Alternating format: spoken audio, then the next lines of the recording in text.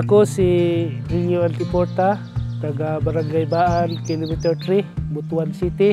Usag yung ko ka farmer, sa una pa wala pa yung mga benepisyo ang sa farming, wala pa kadawat o unsay madawat. Tungod sa kalisod, langyaw ko sa Manila kay dili na ko kaya ang pagbasa kay lisod. Pag abot sa Manila, walay swerte. After 10 years, dibalik ko dire. Dibalik ko pagbasak sa panahon ni President Bongbong, daghan na siya yung mga benepisyo nga gi-priority ang agriculture. Karon nakadawat kong mga bilhi, hybrid rice, na libre nga abono.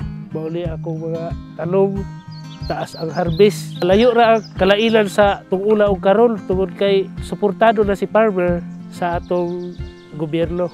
Walang sa pagkakaroon, ang among tanong hybrid, medyo kampal TV kay taas ang among ani, nakalismis among gasto kay lawan may mga beneficiary gikan sa atong Department of Agriculture. Sa unang panahon, ang akong abot sa akong humay mo abot namig 80, malipay lami kayo, pero dako mi gasto. Karon maabot mig 120 kasako, bilos-bilos among gasto kay lawan mga benepisyo sa gobyerno.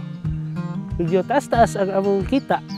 Medyo katong paghuwaw, last pila ka buwan, isa ko ka beneficiary pod nga natabangan ni Presidente, nakadawat ko tabang kay taas man kayo ang among kuan ato huwawa, di man mi katalong. Gasto kay itong ula kay ang ako nara ko sa Barangay Baan, nara ko sa Tagabaka, nagbasak. Kada hakot sa akong abono, magkuan ko, magpakyaw. Karon na, dili na ko kayo lisod.